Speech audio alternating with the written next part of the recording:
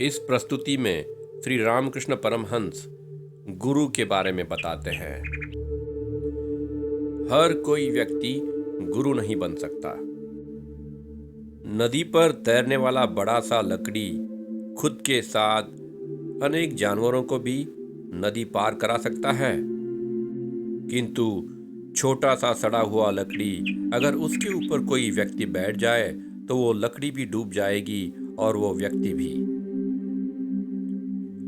मनुष्य को ज्ञान और शिक्षा देने के लिए प्रत्येक युग में भगवान स्वयं गुरु के रूप में अवतरित होते हैं।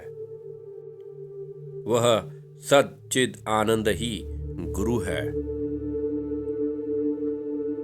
जो व्यक्ति स्वयं समर्पित भाव से रोज प्रार्थना करता है और भगवान के लिए तड़पता है, ऐसे व्यक्ति के लिए गुरु की आवश्यकता नहीं है। किंतु भगवान के प्रति ऐसा प्रेम और ऐसी तड़प बहुत ही कम है। इसीलिए साधारण मनुष्यों के लिए गुरु की आवश्यकता है। गुरु एक है, किंतु उपगुरु अनेक हो सकते हैं। आप अगर किसी से भी कुछ भी सीखते हैं तो वह आपका उपगुरु है। महान अवधूत दत्तात्रेय, जिनके बारे में भागवत में भी बताया गया है, उनके 24 उपगुरु थे। अगर आप सच्चे मन से ईश्वर और उसकी लीलाओं को समझना चाहते हैं तो वह आपके लिए एक योग्य सद्गुरु जरूर भेजेगा। आप केवल सच्चे मन से प्रार्थना कीजिए। आपको सद्गुरु खोजने के लिए कहीं जाने की जरूरत नहीं है। इस संसार में 3 तरह के वैद्य हैं। पहला वैद्य जो मरीज का केवल नाड़ी देख के औषधि दे के चले जाते हैं। जाते वक्त वह सिर्फ यह बोल जाते हैं कि दवाई ठीक से लेना। ऐसे प्रकार के वैद्य सबसे निम्न स्तर के होते हैं। दूसरे प्रकार के वैद्य वो है जो मरीज को सब कुछ बताकर लिख कर जाते हैं कि क्या करना है और क्या नहीं करना है। वह अंत तक रुकते नहीं। वह यह देखते नहीं कि क्या इसका अच्छा या बुरा परिणाम हुआ। वह अपने मरीज के बारे में सोचते नहीं। तीसरे प्रकार के वैद्य वो होते हैं जो मरीज को दवाई लिखकर देते हैं और उसे वो लेने के लिए कहते हैं। अगर मरीज दवाई लेने से मना करता है तो वह उसके साथ चर्चा करते हैं और उसे समझाने का प्रयास करते हैं। यह साधारण तरीके के वैद्य होते हैं। वह अपने मरीज को समझा बुझाकर उसे दवाई देने का प्रयास करते हैं। अंत में सबसे सर्वोच्च प्रकार के वैद्य वो होते हैं जो दवाई भी लिख के देते हैं और अगर मरीज मना करता है तो वह अपनी पूरी शक्ति का प्रयोग करते हैं। मरीज के भले के लिए वह अपनी शक्ति का प्रयोग करके दवाई उसके गले के नीचे उतार देते हैं। बिल्कुल इसी तरह आध्यात्म में भी यही सबसे ऊंचे तरीके के गुरु होते हैं। ऐसे गुरु अपनी शक्ति का प्रयोग करके अपने शिष्य का मन भगवान की तरफ मोड़ देते हैं।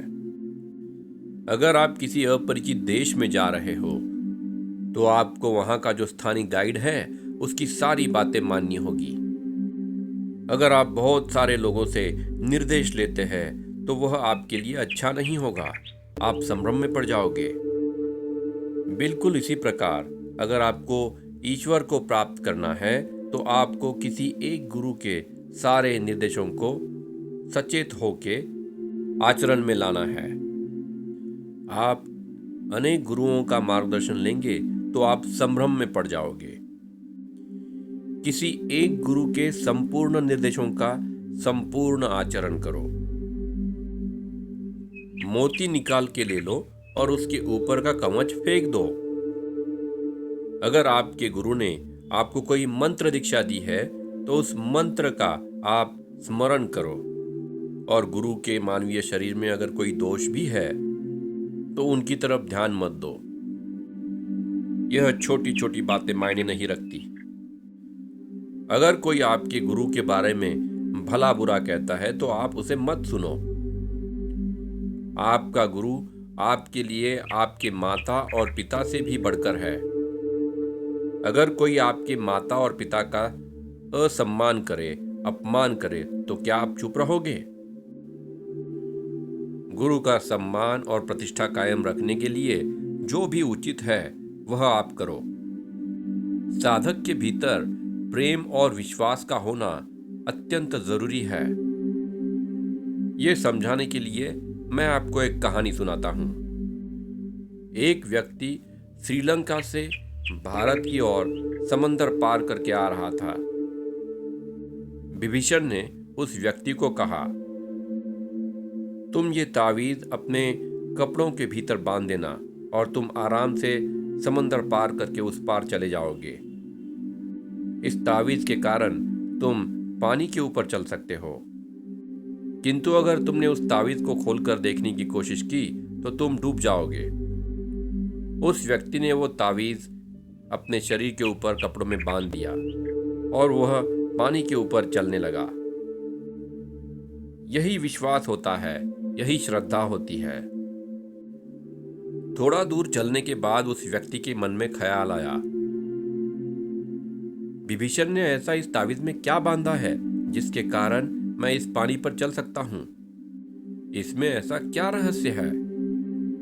उस व्यक्ति ने उस तावीज को निकालकर खोल दिया। उसने उसके अंदर एक पत्ता पाया जिसके ऊपर राम लिखा हुआ था। उस पत्ते को देखकर वह व्यक्ति बोला, बस इतना ही, और उसी क्षण वह व्यक्ति पानी में डूब गया। ऐसी लोकप्रिय कहावत है कि श्री हनुमान राम का नाम लेते हुए समंदर पार कर गए, किंतु प्रभु श्री राम को खुद भगवान होते हुए भी एक सेतु का निर्माण करना पड़ा। राम नाम में हनुमान जी की कितनी श्रद्धा थी, यह उसका उदाहरण है।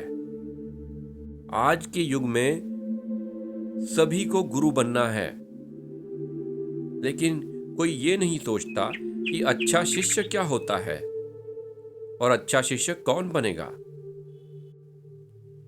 ईश्वर स्वयं अपने आप को अपने भक्तों के सामने प्रकट करते हैं और उससे बात करते हैं। केवल उसके बाद ही वह व्यक्ति गुरु बनने के लायक होता है और उसके शब्दों में वजन आता है। ईश्वर की आज्ञा के बिना कोई गुरु नहीं बन सकता। एक गुरु के शब्दों में इतनी शक्ति होती है कि वह एक पर्वत को भी हिला सकते हैं। किंतु केवल भाषण देने से क्या होगा? लोग थोड़ी देर के लिए सुनेंगे और उसे भूल जाएंगे, किंतु उस भाषण पर या उन शब्दों पर लोग काम नहीं करेंगे। एक सच्चा गुरु शक्तिशाली गंगा नदी की तरह है। लोग गंगा नदी में कितनी भी गंदगी फेंक दे, किंतु गंगा नदी की पवित्रता कम नहीं होती। एक सच्चा गुरु भी ऐसे ही होता है। वह छोटी छोटी बातों से, अपमानों से और लोगों की शिकायतों से बहुत ऊपर होता है। एक आचार्य को अनेक विषयों का ज्ञान होना जरूरी है।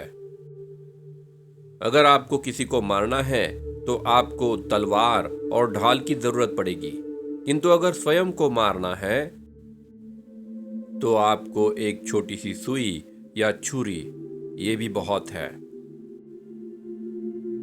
सामान्य आत्मा दूसरों को सिखाने से डरते हैं।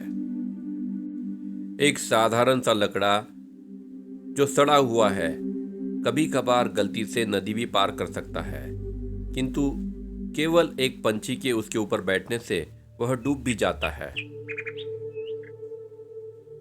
महर्षि नारद जैसे ऋषि वो लोग हैं जो एक बड़े लकड़े की तरह है, जो खुद तो नदी पार करते ही हैं, किंतु साथ में अनेक मनुष्य, गाय, हाथी इत्यादि सबको भी नदियां पार कराते हैं।